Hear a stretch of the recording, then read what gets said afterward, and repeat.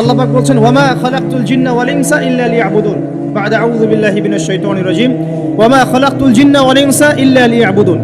আল্লাহ পাক আপনাকে আমাকে প্রথম যে দায়িত্ব দিচ্ছেন সেটা হচ্ছে এই, আমি মুসলিম, আমি নারী হই, পুরুষ হই, যুবক হই, যুবতী হই, যেই হই না কেন, আল্লাহ পাক আমাকে বলছেন ওয়ামা খালাকতুল জিন্না ওয়াল ইনসা ইল্লা লিয়াবুদুন। দেখো, আমি জিন আর মানব জাতিকে শুধুমাত্র আমার ইবাদত করার জন্যই দুনিয়ায় পাঠিয়েছি, আর কোনো কারণ নাই। এই যে আল্লাহ পাক আমাদেরকে 60 বছর 70 বছর হায়াত দিয়েছেন, একটা কারণ, অনলি একটা, ইল্লা লিয়াবুদুন, যাতে আমরা আল্লাহর ইবাদত করতে পারি। আবার বোঝেন, আল্লাহ পাক আমাদেরকে দুনিয়াতে শুধু তার ইবাদত করতেই পাঠিয়েছে। আল্লাহ পাক এখানে একটা পরীক্ষায় ফেল করেছি হতাশ হয়ে আত্মহত্যা করতে পারেন নাই। আল্লাহ পাক এখানে একটা মেয়ের পিছনে ঘুরে জীবন নষ্ট করতে পারেন নাই। আল্লাহ পাক এখানে আমাদেরকে ধর্ষণের সেঞ্চুরি করতে পারেন নাই। আল্লাহ পাক এখানে আমাদেরকে অন্যায়ভাবে অন্যের সম্পদ আত্মসাৎ করতে পারেন নাই।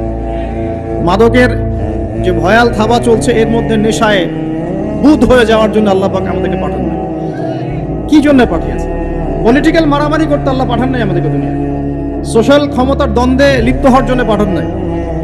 মিলস, ইন্ডাস্ট্রিজ এন্ড ফ্যাক্টরিজের নেশায় বুধ হয়ে পরকাল ভুলে যাওয়ার জন্য আল্লাহ এখানে পাঠান নাই। আল্লাহ পাক একটা রিজনে পাঠিয়েছেন, অনলি একটা। এবং এই দায়িত্বটা আল্লাহ পাক কিন্তু কড়াই গন্ডায় উসুল করে নেবেন আমাদের কাছে। ভাববেন না আল্লাহ পাক এই পুরো মহাবিশ্ব খেলার ছলে সৃষ্টি করেছেন, এমন নয়। আল্লাহ পাক বলছেন আমি এই মহাবিশ্বকে খেলার ছলে সৃষ্টি করি নাই। ওয়ামা খালাকতুল জিন্না ওয়াল ইনসা, বলেন, ইল্লা লিয়াবুদুন, আমি শুধুমাত্র এবং শুধুমাত্র আমার ইবাদত করার জন্য মানুষ আর জিনদেরকে সৃষ্টি করেছি। জিনকে আমরা দেখি না, আমাদের সাথে জিনরা আছেন। জিনের মধ্যে ভালো খারাপ আছে, ঠিক যেমন মানুষের মধ্যে ভালো খারাপ আছে। আর প্রত্যেকটা মানুষের সাথে একটা করে শয়তান জিন থাকে, যে মানুষকে খারাপ কাজে প্রলুব্ধ করে, যে নিজে খারাপ কাজ জোর করে করায় না, সে শুধু প্রলুব্ধ করে। সে বলে মাদকের মধ্যে শান্তি, ওয়াসওয়াসা দেয়, কাজটা বাস্তবায়ন করেন আপনি। সে বলে যে এটা তো ছেলে মেয়ের ফ্রেন্ড, বয়ফ্রেন্ড গার্লফ্রেন্ড কালচার, বন্ধুত্ব, এটা এমন কিছু নয়, জেনা করেন আপনি। সে বোঝায় যে টাকা পয়সা আর্ন করতে হবে, বউ বাচ্চাকে সিকিউর করতে হবে, সুদটা খান আপনি। সে বুঝায় যে তুই তো একসময় চলে যাবি, সন্তানদের জন্য কি রেখে গেলি, তখন ঘুষটা খান আপনি। সে বুঝায় যে অন্যের সম্পদ যদি আত্মসাৎও করি, শেষ বয়সে কাবা ঘরে গিয়ে হজ করে নিব, ব্যাস, দ্যাটস অল, আমার পুরো আমল নামা চকচকা হয়ে যাবে। এভাবে শয়তান ওয়াসওয়াসা দেয়, কিন্তু কাজটা করি আমরা। কোন কোন সময় শয়তান দাড়ি টুপি পাগড়ি জুব্বাওয়ালা মানুষকেও নেক্সট স্রোতে ধোকা দেয়। কোন স্রোতে? এদেরকে বদ স্রোতে ধোকা দেয় না, নেক্সট স্রোতে ধোকা দেয়। সে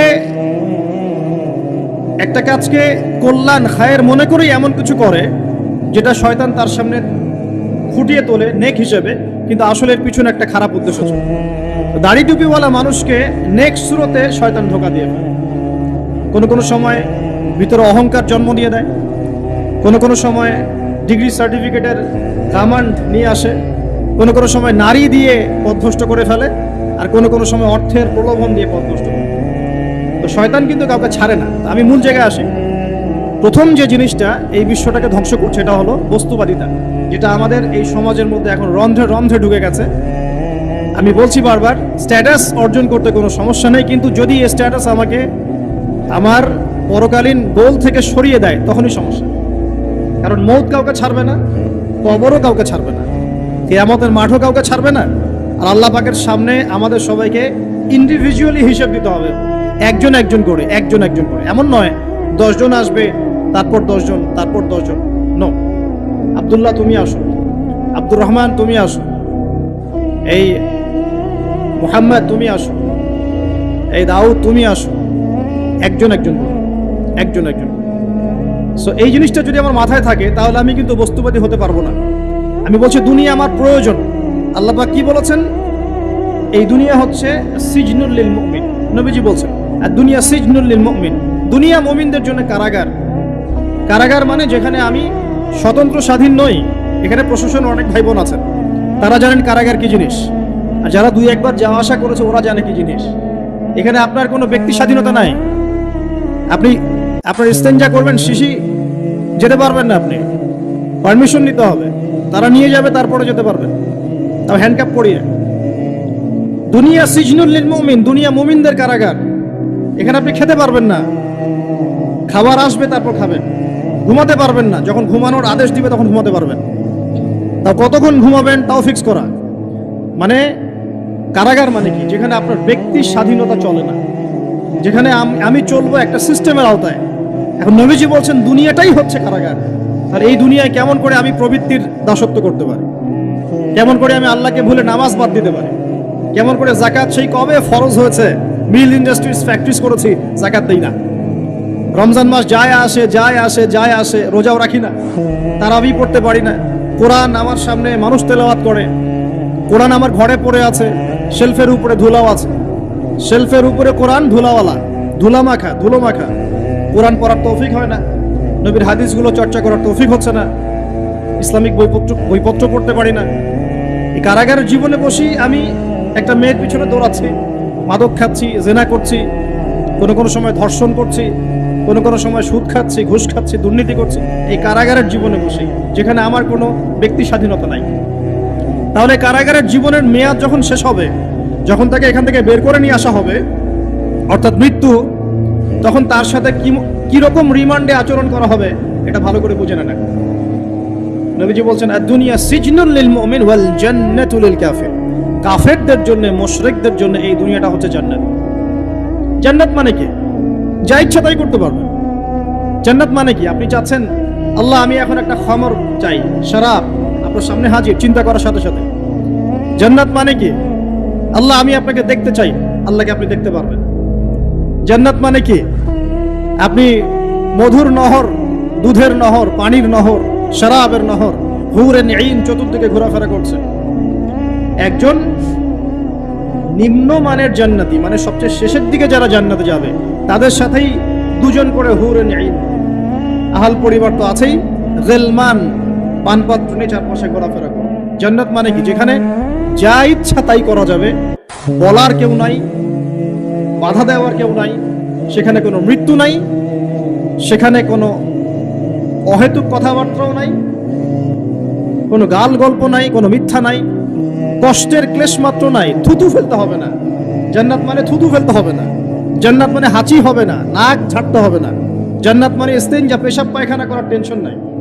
মানুষ খাবার খাবে, একটা ঢেকুর তুলবে, ব্যাস খাবার হজম হয়ে গেছে। আর জান্নাতের সবচেয়ে বড় বিষয়টা কি? আল্লাহ পাককে আমরা এই চোখ দিয়ে দেখতে পারবো।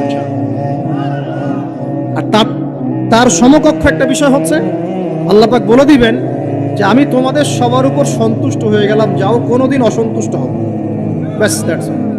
এখন আপনি যত কিছুই করেন এই বস্তুবাদী জীবনে, মনে একটা ভয় থেকে যাবে। আপনি বিশ্ব নেতা হয়েছেন, বড় শিল্পপতি হয়েছেন, পলিটিশিয়ান হয়েছেন, ইকোনমিস্ট হয়েছেন, মনে একটা ভয় থেকে যাবে যে মরতে আমাকে হবেই, আল্লাহ আমাকে ধরবেই, হিসেব আমাকে দেওয়া লাগবেই, কবরে আমাকে একাই যাওয়া লাগবেই, আমাকে কিয়ামতের মাঠে দাঁড়াতে হবে আল্লাহর সামনে। মনে একটা ভয় কাজ করে, যদিও বাইরে মানুষ দেখায় যে কোনো ভয় নাই।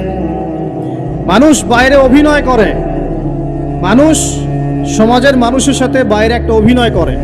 কোনো ক্ষেত্রে আমরা নিজেরাই নিজেদের সাথে অভিনয় করি। কথা সাহিত্যিক হুমায়ুন আহমেদের নাম শুনেছেন? ইন্তেকাল করেছেন। একটা সময় ছিল আমরা স্কুলে পড়তাম, কলেজে পড়তাম, মাঝে মাঝে টুকটাক এ ধরনের কিতাব বইপত্র পড়া হয়েছে। হিমু, মিসির আলী এইসব পড়া হয়েছে। শরৎচন্দ্র, বঙ্কিমচন্দ্র, রবীন্দ্রনাথ, নজরুলের কবিতাগুলো, ইভেন শেক্সপিয়ার, অ্যাডাম স্মিথ সহ, যিনি অর্থনীতির জনক। যাই হোক, তিনি তার বইয়ের মধ্যে লিখেছিলেন যে এই পুরো দুনিয়াটা হচ্ছে অভিনয়ের মঞ্চ। কথা সাহিত্যিক তিনি বলছেন তার মতো করে এই পুরো দুনিয়াটাই অভিনয়ের মঞ্চ, আর আমরা সবাই নিজ নিজ জায়গায় অন্যের সাথে অভিনয় করছি। কোনো ক্ষেত্রে আমরা নিজেরা নিজেদের সাথে অভিনয় করছি। তিনি বলছিলেন আমরা সবাই অভিনেতা, আর সবচেয়ে বড় অভিনেতা হচ্ছে পলিটিশিয়ান, কারণ তাদেরকে অনেক বড় মঞ্চ অভিনয় করতে হয়। এটা আমার কথা না, হুমায়ুন আহমেদের কথা, পড়ে দেখেন। তো আল্লাহ পাক পাঠিয়েছেন তার ইবাদত করতে, আর এই বস্তুবাদী জগৎ আমাদেরকে ভুলিয়ে দিল কিভাবে? কয়েকটা প্রলোভন দিল। প্রথম প্রলোভন হচ্ছে টাকা, তারপরে জীবনে কি করব, প্রতিষ্ঠিত হওয়ার চিন্তা, তারপরে চাই আরো চাই, এই একটা আকীদা দর্শন, তারপরে আমার স্ত্রী সন্তান আহাল পরিবারের কি হবে। আর আরেকটা দর্শন আছে, এটাকে বলে 4 ভাগ দর্শন। এবং দুঃখের সাথে বলতে হয়, আমাদের রবীন্দ্রনাথ ঠাকুর কিন্তু এই দর্শনের মানুষ ছিলেন। 4 ভাগ কিরকম, তার কবিতা পড়লে দেখবেন লেখা আছে, 2 হাতে যা পাও হাত পেতে নাও, 2 হাতে যা পাও হাত পেতে নাও, বাকির খাতা শূন্য থাক, বাকির খাতা শূন্য থাক। ঠিক 4 ভাগ দর্শন। এটা ফিলোসফি পড়েছেন, এখানে অনেক টিচারও আছেন আমি জানি, তারা এই কথাগুলো বুঝবেন। 4 ভাগ দর্শন কেমন, ঋণ করে ঘি খাও, ঋণ করে ঘি খাও, যতদিন বাঁচবে সুখে বাঁচবে, এটা হলো 4 ভাগ দর্শন। তো 2 হাতে যা পাও হাত পেতে নাও, বাকির খাতা শূন্য থাক, মিল আছে না? ঋণ করে হলো ঘি খান, যেভাবে হোক ঘি খান, মানে ঋণ করে হলো ঘি খান, যতদিন বাঁচবেন সুখে বাঁচবেন। তাহলে এই দর্শনগুলো বস্তুবাদী না? বুঝতে পারছেন কিনা? মেটেরিয়ালিজম, বস্তুবাদিতা, মানে আপনি চোখের সামনে যা দেখছেন এই দুনিয়া, যেভাবে হোক অর্জন করে নেন, বাকির খাতা শূন্য থাক। ইসলামিক কনসেপ্ট এর টোটাল ডিফারেন্ট কনসেপ্ট। ইসলামের ঈমান, আকীদা, ইসলাম, পরকাল, মুহাম্মদ সাল্লাল্লাহু আলাইহি ওয়াসাল্লামের আদর্শ সম্পূর্ণ ডিফারেন্ট। আমরা বলি কি, এই দুনিয়াতে আমরা মুসাফির, দুনিয়াতে আমরা কি মুসাফির, কে কতদিন থাকবো কোনো ঠিক নাই। নবীজি বলেন, হে আব্দুল্লাহ বিন ওমর, তুমি দুনিয়াতে মুসাফিরের মতো থাকো, সকালবেলা উঠলে সন্ধ্যার অপেক্ষা করো না, সন্ধ্যাবেলা হলে সকালের অপেক্ষা করো। দর্শনের মধ্যে কত পার্থক্য না, আকাশ পাতাল পার্থক্য না? এখন যদি এই বস্তুবাদী দর্শন দিয়ে আপনি চলাফেরা করেন, তাহলে তো আপনার লাইফের অ্যাম্বিশন হবে একটা ফ্ল্যাট, আর ওটা এনি হাও আপনাকে অ্যাচিভ করতে হবে, legal way or illegal way, আপনাকে অ্যাচিভ করতেই হবে, অ্যাচিভ করতেই হবে, যেহেতু আপনার মোটিভটা হচ্ছে মেটেরিয়ালিজম, বস্তুবাদিতা। আর নবী সাল্লাল্লাহু আলাইহি ওয়াসাল্লাম কি বলছেন, সকালে ঘুম থেকে উঠলে সন্ধ্যার অপেক্ষা করো না, সন্ধ্যাবেলায় থাকলে সকালের অপেক্ষা করো না। তুমি দুনিয়াতে মুসাফিরের মতো থাকো, তোমার যতটুকুতে দুনিয়া চলে যায় এতটুকুতে সন্তুষ্ট থাকো। নবীজি আরো বলছেন, তুমি কখনো উপরের দিকে চোখ দিয়ে হেঁটো না, রাস্তায় যখন হাঁটবে উপরের দিকে দেখো না, বরং তুমি দেখো যে তোমার নিচে কারা আছে। আবার বলছি, নবীজি বলছেন, তোমরা হাঁটবে যখন রাস্তায় চলাফেরা করবে, তোমাদের উপরের দিকে দেখবে না যে তোমাদের উপরে কারা আছে, অলওয়েজ দেখবা তোমাদের নিচে কারা আছে, তোমাদের চেয়ে খারাপ কারা আছে। এক ভাইকে আপনি দেখবেন আপনি সুস্থ, তার হাত নাই, আরেক ভাইকে দেখবেন আপনি সুস্থ, তার চোখ নাই। এক ভাইয়ের পা প্যারালাইজড হয়ে গেছে, এক ভাইয়ের বডি প্যারালাইজড, একজন হার্টের রোগী, একজন ডায়াবেটিসের রোগী, আপনি সুস্থ আছেন, অথচ ওই ব্যক্তির অনেক টাকা পয়সা আছে, আপনার নাই। এখানে কে ধনী বলেন দেখি, আপনি না সে? আপনার সুস্থতা আছে। আরেক ভাইয়ের অনেক বড় বড় ফ্ল্যাটস, কিন্তু আপনার এতটুকু নাই, ছোট্ট একটা বাসা। আপনার কষ্ট লাগে, আমারও যদি এমন হতো। ওই বাসায় গিয়ে দেখলেন যে ইন্টারনালি সে ব্যক্তি সুখে নাই, তার পরিবারে অশান্তি, তার পরিবারে হৃদ্যতা ভালোবাসার বন্ধন নাই, আপনার পরিবারে আছে। একটা রিক্সাওয়ালা সারাদিন রিক্সা চালিয়ে 500-1000 টাকা আর্ন করে বাসায় চলে গেল, গিয়ে বাসা আলু ভর্তা, ডিম ভাজা, ডাল দিয়ে ভাত খাচ্ছে, সুখে আছে দিব্যি, বউয়ের সাথে গল্প করছে, চাঁদ দেখছে। আর সেই তো কবে আপনি ওয়াইফ কিনে চাঁদ দেখেছেন ঠিক নাই, আপনি টাকা অর্জন করার নেশায় বছরের পর বছর স্ত্রী থেকে দূরে আছে, দেখারই সৌভাগ্য হয় না। আসলে সুখ কাকে বলে, সুখটা কি জিনিস, ঢাকাবাসীকে সুখ বোঝানো দরকার। সুখটা কি জিনিস? সুখটা হচ্ছে ইন্টারনাল পিস। যখন আপনি বা আমি নিজেকেও বলছি, যখন আমরা আল্লাহকে পাবো, আল্লাহ পাকের ইবাদতের মধ্য দিয়ে, রাসূলের সুন্নতের মধ্য দিয়ে অল্পে তুষ্ট থাকতে পারবো, যা আছে এতে শুকরিয়া আদায় করব, আপনি কেউ নাই দুনিয়াতে। কিন্তু বস্তুবাদিতা আপনাকে এই আকীদা ও আদর্শ থেকে সম্পূর্ণ ডিমোটিভেট করে দেবে। আপনাকে খালি চাই আরো চাই, ওই যে 2 হাতে যা পাও হাত পেতে নাও, বাকির খাতা শূন্য থাকার। আমাদের দর্শন 2 হাতে যা পাও হাত পেতে নাও না, বরং দুনিয়াতে যতটুকু পাও এতটুকুতে সন্তুষ্ট থাকো, বাকির খাতা শূন্য থাক না, বাকির খাতা পূর্ণ হোক। মানে পরকালটা বাকির খাতা না, পরকালের বাকির খাতাটা পূর্ণ হোক। প্রয়োজনে দুনিয়ার সব চলে যায় যাক, প্রয়োজনে দুনিয়ার সব যদি চলেও যায় যাক, তারপরে বাকির খাতা কি হোক? পূর্ণ হোক। এটাই আল্লাহ রাব্বুল আলামিন সূরা আ'লার মধ্যে বলছেন, বাল তুসিরুনাল হায়াতাদ দুনিয়া, তোমরা এই দুনিয়ার জীবনটাকেই প্রাধান্য দিয়ে থাকো। ওয়াল আখিরাতু খায়রুন ওয়া আবকা, কিন্তু আখিরাত হচ্ছে সবচেয়ে উত্তম এবং চিরস্থায়ী। তো প্রিয় ভাই এবং বোনেরা যারা আলোচনা শুনছেন, আজকে আমাদের প্রথম সবক হওয়া উচিত দুনিয়ার নেশায় আমরা না পড়ি। আল্লাহ পাক আমাদেরকে তৌফিক দান। এর মানে এই না আমরা দুনিয়ার প্রোগ্রেসে যাব না, অবশ্যই যাব, আমরা অবশ্যই যাব। পুরো নেশন জাতিগতভাবেই আমাদেরকে এই ওয়ার্ল্ডের সমকক্ষ তো হতে হবে, হবে কি না? আমরা কি ওয়ার্ল্ডের সমকক্ষ হতে পেরেছি? আপনাদের কি মনে হয় যে মিলস, ইন্ডাস্ট্রিজ, ফ্যাক্টরিজ, সেতু, ফ্লাইওভার এইগুলো করলেই মনে হয় যে ওয়ার্ল্ডের সমকক্ষ হওয়া যায়? প্রত্যেক জনগণ ভিতর থেকে সুখী কিনা, তাদের অন্ন, বস্ত্র, চিকিৎসা, শিক্ষা, বাসস্থান, এই যে মৌলিক চাহিদা, বেকারত্ব ঘোচানো, তিন বেলা খেয়ে পরে বাঁচা, জীবনের অধিকার, সিকিউরিটি, এই জিনিসগুলো আমাদের নিশ্চিত হচ্ছে কিনা, এটা হচ্ছে আপনার উন্নতির মানদণ্ড। উন্নতির মানদণ্ড কি? আমরা এখন যেখানে আছি না, 1776 সালে অ্যাডাম স্মিথ তার চেয়ে আগের জায়গায় ছিলেন। 1776 সালে অ্যাডাম স্মিথ একটা বই লিখেছেন, তার নাম হচ্ছে যে দ্য ওয়েলথ অফ নেশন, এই কিভাবে একটা রাষ্ট্রের ওয়েলথ ফাংশন করে। ওই 1776 সালে তিনি যে চিন্তাগুলো করেছেন, এখন পর্যন্ত আমরা সেই চিন্তা বাস্তবায়ন করতে পারি নাই। 1776 সালের চিন্তা, কিন্তু ওই চিন্তা বাস্তবায়ন করেছে পশ্চিমারা। পশ্চিমা সভ্যতা যেটা আপনি দেখছেন দাঁড়িয়ে আছে, এই একটা বইয়ের উপর দাঁড়িয়ে আছে। যেমন একটা এক্সাম্পল দিই, আলোচনা কঠিন হয়ে যাবে, অন্যদিকে যাব। আমরা মনে করি যে অর্থনীতি আমরা নিয়ন্ত্রণ করব, ঠিক আছে, অর্থনৈতিক পুরো বিষয়গুলো আমরা নিয়ন্ত্রণ করে আমরা সমৃদ্ধি নিয়ে আসবো। আসলে বিষয়টা কি জানেন? অর্থনীতির নিজের একটা ফ্লো আছে, ও নিজেই নিজেকে নিয়ন্ত্রণ করে, এবং তার উপর একটা ইনভিজিবল হ্যান্ড থাকে, অদৃশ্য হাত, যেটা আমরা বলি আল্লাহ রাব্বুল আলামিন। আল্লাহ রাব্বুল আলামিন এই পুরো অর্থনীতিকে নিয়ন্ত্রণ করে। আমরা যখন সেটাকে ইন্টারফেয়ার করতে যাব, তখন ইকোনমি কলাপস করে যাব। এই যে করছে কলাপস। আরো ব্যাপার আছে, শুধু ব্যবসা, অর্থনীতি, এক্সপোর্ট ইম্পোর্ট, এগুলোকে তিনি জাতির মানদণ্ড বলতেন না। তিনি বলতেন যতক্ষণ পর্যন্ত জাতির প্রত্যেক ব্যক্তির মধ্যে এথিক্স না আসবে, নীতি যতক্ষণ পর্যন্ত না আসবে, আপনি করাপশন থামাতে পারবেন না। তাই হয়েছে না? শুধু ব্যবসা না, আদর্শ কতটুকু আছে? এই যে আপনি দেখছেন বিভিন্ন জায়গায় ভেজাল খাবার খাওয়াচ্ছে, ওদের কি টাকার অভাব আছে? ওদের টাকার কিন্তু অভাব নাই। নেম ফ্রেমের কোনো ঘাটতি আছে? এস্টাবলিশড বিজনেস, তাহলে কেন আপনাকে ভেজাল খাওয়াবে? কারণ তার মধ্যে এথিক্স নাই, নীতি নাই। এই জন্য জাতির প্রত্যেক সদস্যকে, মানে প্রত্যেক জনগণের প্রত্যেককেই আগে নীতিগত শিক্ষা দেওয়া উচিত। আর এই কাজটাই করে ইসলাম। বলে সুবহানাল্লাহ। এই এথিক্স এবং নীতি শেখায় কে? ইসলাম।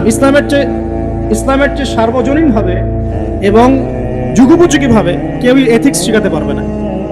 কাগজে কলমে অনেকে অনেক কথা বলতে পারে, প্র্যাকটিক্যালি শেখাবে কে? ইসলাম। এখন বলতে পারেন তাহলে মুসলিমদের মধ্যে দুর্নীতি কেন, মুসলিমদের মধ্যে কেন এই সমস্যাগুলো হয়? উত্তর একটাই, ওই যে স্যার বলে গেলেন, আমি বিভিন্ন ওয়াজে যে এক এক জায়গায় এক এক কথা বলে। উত্তরটা কি? উত্তরটা হচ্ছে যে কোরআন এবং সুন্নাহর সঠিক যে শিক্ষাটা আছে, এই শিক্ষাটা আমরা অনেকেই বাস্তবায়ন করতে পারছি না। এটা আমাদের ব্যর্থতা। এটা কাদের ব্যর্থতা? এটা আমাদের ব্যর্থ। এখানে আমাদের ব্যক্তির স্বার্থ থাকতে পারে, এখানে আমার জ্ঞানের স্বল্পতা থাকতে পারে, আমার ভিতরে অহংকার থাকতে পারে, বা আমি অল্প শিক্ষিত হতে পারি, এবং এমন হতে পারে আমার জ্ঞানটা যুগোপযোগী না। ইসলামিক জ্ঞান আমার মধ্যে আছে, কিন্তু কিভাবে এই জ্ঞান দিয়ে ওয়ার্ল্ডকে ডিল করবো, এই জ্ঞানটা আমার মধ্যে নেই। এই কারণে আমরা হয়তোবা ইসলাম, কোরআন সুন্নাহ হাতে থাকার পরেও এই সমস্যাগুলো ফেস করছি। প্রথম সমস্যা হচ্ছে বস্তুবাদিতা। আল্লাহ পাক আমরা সবাইকে, যারা আলোচনা শুনছি, দুনিয়ার প্রেমিক হওয়া থেকে বাঁচাক বলি আমি। দুনিয়ার প্রেমিক না, প্রেমিক হবো কার? আল্লাহর, আখিরাতের। কতটুকু দাম আছে দুনিয়ার? আল্লাহ পাক বলছেন একটা মাছির পাখার সমান না। একটা মাছির পাখার কি দাম আছে আপনার কাছে? আল্লাহ পাক বলছেন পুরো দুনিয়ার দাম আমার কাছে যদি একটা মাছির পাখার সমান হতো, তাহলে এই দুনিয়াতে কোনো কাফের মুশরিক পানি পান করতে পারত। তার মানে এই দুনিয়াতে যা করো করো, আমার তো কোনো দামই নাই দুনিয়া। কালকেই তো আমি দুনিয়া ধ্বংস করব। আর ওই যে দুই জাতির কথা বললাম, জিন এবং মানব জাতি, আপনারা সূরা আর রহমান পড়বেন। রহমান নামটা অনেক ব্যাপক, দয়াময়ের নাম, তার মানে আল্লাহ পাক মার্সিফুল, মোস্ট মার্সিফুল। কিন্তু এই সূরা আর রহমানেই একটা ভয়ঙ্কর আয়াত আছে, কি? সানাফরুগু লাকুম আইয়ুহাস সাকলান। হে মানুষ এবং জিন, হে মানুষ এবং জিন, শীঘ্রই আমি তোমাদের দুইটা জাতিকে ডিল করার জন্য ফারেক হচ্ছি, অপেক্ষা করতে থাকো। মানে আল্লাহ পাক কুল্লা ইয়াউমিন হুয়া ফি শাআন, মানে আল্লাহ পাক কি করেন, সব সময় তার কাজে ব্যস্ত আছেন। মহাবিশ্বের তো গ্রহ নক্ষত্র গ্যালাক্সির অভাব নাই, মাখলুকের কোনো অভাব নাই। আল্লাহ পাক প্রত্যেকটা মুহূর্তেই তার কাজে ব্যস্ত আছেন, তার কাজে শানে ব্যস্ত আছেন। কিন্তু এই ব্যস্ততা থেকে ফারেক হবেন কাদের জন্য? মানুষ আর জিনের জন্য। মানুষ আর জিনের জন্য। আল্লাহ পাক বলেন সানাফরুগু লাকুম আইয়ুহাস সাকলান, দাঁড়াও, দুনিয়ার মধ্যে এই সব করে বেড়াচ্ছ, তোমাদের দুই জাতির জন্য আমি অচিরে ফারেক হব ইনশাআল্লাহ। ওইটাই হলো কিয়ামতের দিন। যদি ওই দিনটা আমরা মাথায় রেখে চলি, ইনশাআল্লাহ আমরা কেউ বস্তুবাদী হব না ইনশাআল্লাহ। আল্লাহ পাক আমাদের সবাইকে দুনিয়া মুসাফিরের মতো থাকার তৌফিক দান করুন। আমরা উন্নতি করব, অবশ্যই অগ্রগতি করব, আমরা সবকিছুই করব, কিন্তু দুনিয়ার পূজায় ডুবে যাব না। এটা একটা বড় চ্যালেঞ্জ। মানে মধ্যমপন্থী থাকতে হবে, না একদম গোলালু মার্কা আর না চরমপন্থী, মাঝামাঝি থাকার চেষ্টা করতে হবে। আল্লাহ তৌফিক দান করুন। ঢাকাবাসীর জন্য এর চেয়ে বড় কোনো নসিহত হতে পারে না। ঢাকা থেকে, ঢাকার মতো যত মানে সিটিজ, মেগা সিটিজ আছে সারা ওয়ার্ল্ডে, তাদের জন্য এটাই প্রথম নসিহত, বস্তুবাদিতা ত্যাগ করতে হবে। বস্তুবাদিতা। আল্লাহ পাক আমাদের সবাইকে বাকির খাতা পূর্ণ করার তৌফিক দান করুন। এখন একটা লক্ষ্য পেলাম, কি জন্য দুনিয়া এসেছি? আল্লাহর ইবাদত করার জন্য। এখন অনেকে ভুল বুঝে প্রশ্ন করতে পারে, তাদের জ্ঞানের স্বল্পতা। আমি ওদেরকে দোষারোপ করব না, কারণ আমাদের শিক্ষার সমস্যা আছে। আমরা তো সবার মাঝে ইসলামিক সার্বজনীন শিক্ষা দিতে পারছি না। এই কারণে অনেকে প্রশ্ন করতে পারে, তাহলে কি সারা জীবন আল্লাহ বিল্লাহি করতে হবে? আমি কি সারা জীবন তাসবিহ তাহলিল জিকির আজকার নামাজি পড়ে বেড়াবো? তাহলে এটা হলো তার ভুল বুঝ। এই আয়াত সম্পর্কে ভুল ব্যাখ্যা। সঠিক ব্যাখ্যাটা কি? সঠিক ব্যাখ্যা হচ্ছে সূরা হাশরের 7 নম্বর আয়াত। কত নম্বর? সূরা হাশর 7 নম্বর আয়াত। আল্লাহ পাক বলেন, ওয়ামা আতাকুমুর রাসূলু ফাখুযুহু। রাসূলুল্লাহ সাল্লাল্লাহু আলাইহি ওয়াসাল্লাম তোমাদেরকে যা যা দিয়েছেন সব নিয়ে নাও। ওয়ামা নাহাকুম আনহু ফান্তাহু। রাসূল যা থেকে বিরত থাকতে বলেছেন সমস্ত বিষয় থেকে দূরে থাকো। এখন এই আয়াতটাকে সামনে রেখে কুরআন সুন্নাহকে যদি আমরা ঘাঁটি, আমরা দেখব রাসূলুল্লাহ সাল্লাল্লাহু আলাইহি ওয়াসাল্লাম পেশাব পায়খানা ইস্তিনজা করা থেকে শুরু করে রাষ্ট্র চালানো পর্যন্ত প্রতিটা কাজের হেদায়েত দিয়ে গেছেন। আলহামদুলিল্লাহ। এটা কেউ মানি বা না মানি, দিয়ে গেছেন, এটা বিশ্বাস করতে হবে। আমল করতে পারি বা না পারি, নবী দিয়ে গেছেন, বিশ্বাস করতে হবে।